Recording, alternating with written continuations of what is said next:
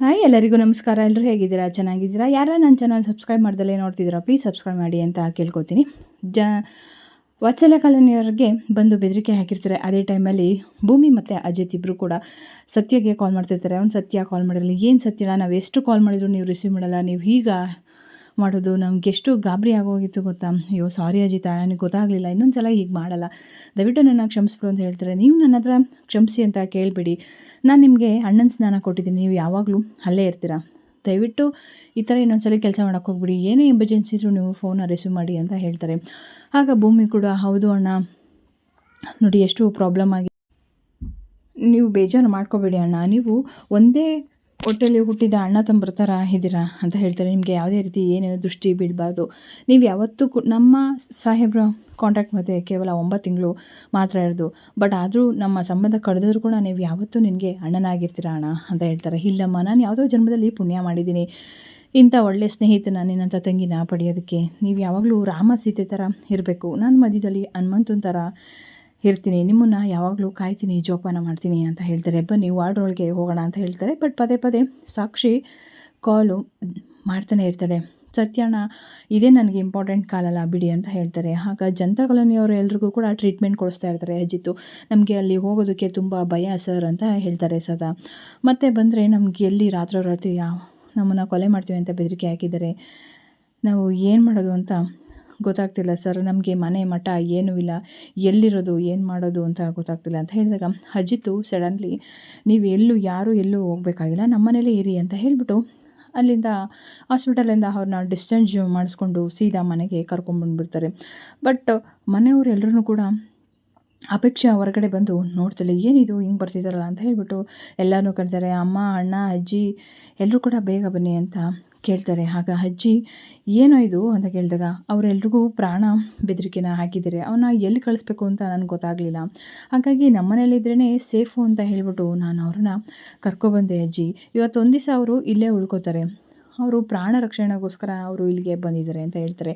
ಸತ್ಯ, ಹಾಂ ಅಜ್ಜಿ, ನಿಮ್ಮ ಗಾಬರಿ ನನಗೆ ಗೊತ್ತಾಗ್ತಿದೆ ಅಜ್ಜಿ, ಆದರೂ ಅವರು ಜೀವದ ಮೇಲೆ ತುಂಬ ಬೆದರಿಕೆ ಆಗಿದೆ, ಅವ್ರಿಗೂ ಕೂಡ ಸ್ವಂತ ಮನೆಗಳಿದ್ದಾವೆ, ಅವರು ಎಲ್ಲಿ ಹೋಗಬೇಕು ಏನು ಅಂತ ಗೊತ್ತಾಗ್ತಿಲ್ಲ, ಅದಕ್ಕೋಸ್ಕರ ಅವರು ಇಲ್ಲಿಗೆ ಕರ್ಕೊಂಬಂದ್ವಿ, ನಮ್ಮ ಮನೇಲೆ ಕರ್ಕೊಂಡೋಗ್ಬೋದು, ಆದರೆ ನಾನು ಬ್ರಹ್ಮಚಾರಿ, ನನ್ನ ಚಿಕ್ಕ ಮನೆ, ಅಲ್ಲಿ ಇರೋಕ್ಕಾಗಲ್ಲ ಅಂತ ಅಂದ್ಬಿಟ್ಟು ಇಲ್ಲಿಗೆ ಕರ್ಕೊಬಂದ್ವಿ ಅಂತ ಹೇಳಿದಾಗ ಅಜ್ಜಿತ್ತು, ಹ್ಞೂ ಅಜ್ಜಿ, ಒಪ್ಕೋ ಅಜ್ಜಿ ಪ್ಲೀಸ್ ಅಂತ ಹೇಳ್ತಿರ್ತಾನೆ. ಇದೊಂದು ರಾತ್ರಿ ಅಷ್ಟೇ, ನಾನು ಅವ್ರಿಗೆ ಸೆಕ್ಯೂರಿಟಿ ಕೊಡಲೇಬೇಕು ಅಜ್ಜಿ, ನಾನು ಎಲ್ಲಿ ಇರಿಸ್ಬೇಕು ಅಂತ ಗೊತ್ತಾಗಲಿಲ್ಲ, ಹಾಗಾಗಿ ನಿಮ್ಮ ನೆನಪಂತು ನಿಮ್ಮನ್ನು ಕರ್ಕೊಂಬಂದೆ ಅಂತ ಹೇಳ್ತಾರೆ. ಅಜ್ಜಿ ಬೇಜಾರಾಗಿ ಒಳಗಡೆ ಹೊರಟೋಗ್ತಾರೆ.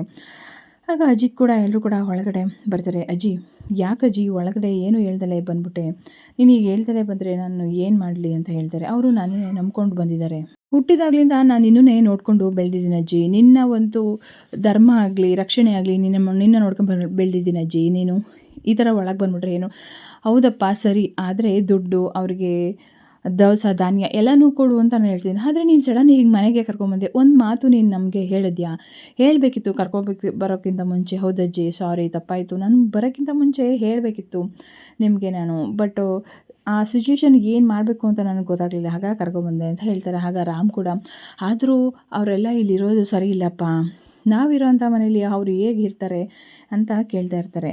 ಹೌದು ಸರಿ ಇಲ್ಲ, ಬೇಡ ಕಳಿಸ್ಬಿಡಿ ಅಂತ ಅಪೇಕ್ಷೆ ಕೂಡ ಹೇಳ್ತಿರ್ತಾರೆ. ಅವರೆಲ್ಲ ಹೇಗಿದ್ದಾರೆ ಅಪ್ಪ, ಅವರೆಲ್ಲ ನಮ್ಮನ್ನು ತಿನ್ಕೊಳ್ಳೋಂಗೆ ನೋಡ್ತಿರ್ತಾರೆ ಅಪ್ಪ, ಡಸ್ಟು ಹಾಗೆ ಅಂತ ಬಡವರು ಅಂತ ಬೈತಾಳೆ. ಆಗ ಶ್ರವಣ ಇದ್ದ, ನೀನು ಬಡವರು ಅಪೇಕ್ಷೆ, ಬಡವ್ರ ಬಗ್ಗೆ ಅಷ್ಟು ಕೀಳಾಗಿ ನೀನು ಮಾತಾಡೋಕ್ಕೆ ಹೋಗ್ಬೇಡ ಆಯಿತಾ, ಬಡವರು ಅವ್ರಿಗೂ ಕೂಡ ಸ್ವಂತ ಮನೆಗಳಿದೆ, ಈಗೇನೋ ಅವ್ರ ಪ್ರಾಣ ಬೆದರಿಕೆ, ಅವ್ರ ಪ್ರಾಣ ಉಳಿಸ್ಕೊಳ್ಳೋಕ್ಕೋಸ್ಕರ ಬಂದಿದ್ದಾರೆ, ಇಲ್ಲಿ ಸಹಾಯ ಕೇಳ್ತಿದ್ದಾರೆ ಅಷ್ಟೇ. ಆಗ ಶ್ರವಣು, ನನ್ನ ಫಾರ್ಮ್ ಹೌಸಲ್ಲೇ ಇರಲಿ ಬಿಡು, ಅಲ್ಲಿ ಯಾರೂ ಇಲ್ಲ, ಅಲ್ಲಿ ಸೇಫಾಗಿರ್ತಾರೆ ಅಂತ ಹೇಳ್ತಿರ್ತಾರೆ. ಅಕ್ಕ ಹೇಳಿ ಅಕ್ಕ ಅಜಿತ್ಗೆ ಅಂತ ಹೇಳ್ತಾರೆ. ಆಯಿತು ಫಾರ್ಮ್ ಹೌಸಲ್ಲೇ ಇರಿಸಿ ಅಂತ ಹೇಳ್ತಿರ್ತಾರೆ.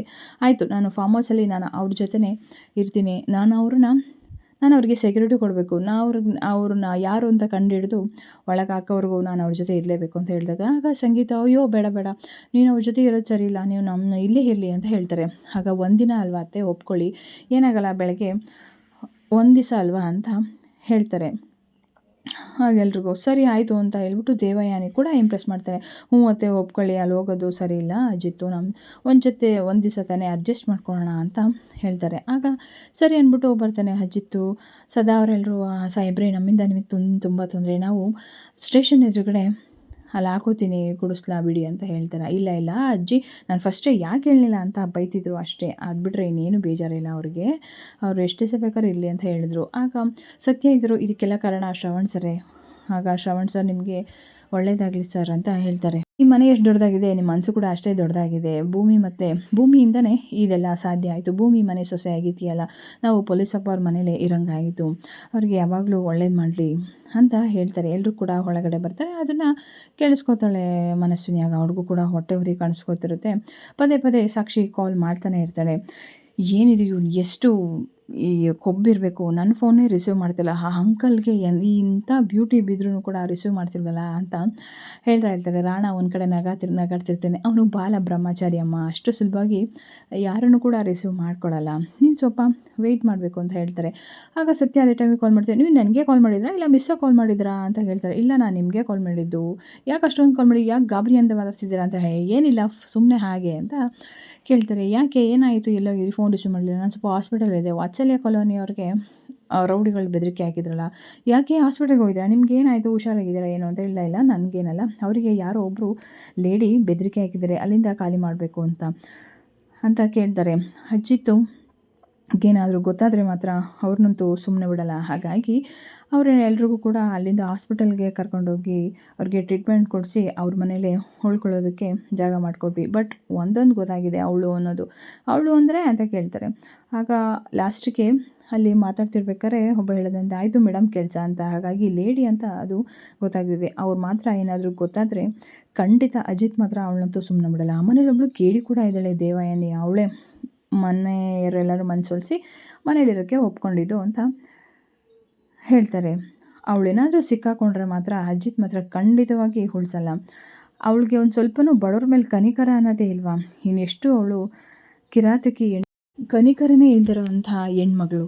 ಅವಳು ಸಿಕ್ಕಿದ್ರೆ ಮಾತ್ರ ಅಜಿತ್ ಕೈಲಿ ಖಂಡಿತ ಅವಳನ್ನ ಉಳಿಸಲ್ಲ. ದೇವಯಾನಿ ಏನೋ ಈ ಸರಿ ಪಾಪ ಒಳ್ಳೆಳ್ಳಾಗ್ಬಿಟ್ಟಿದ್ದಾಳೆ ಅಂತ ಹೇಳ್ತಾರೆ. ಇದಿಷ್ಟು ಇವತ್ತಿನ ಸ್ಟೋರಿ. ನಿಮ್ಮೆಲ್ರಿಗೂ ಇಷ್ಟ ಆಗಿದೆ ಅನ್ಕೋತೀನಿ. ಇಷ್ಟ ಆದರೆ ಪ್ಲೀಸ್ ಸಬ್ಸ್ಕ್ರೈಬ್ ಮಾಡಿ, ಸಪೋರ್ಟ್ ಮಾಡಿ. Thank you.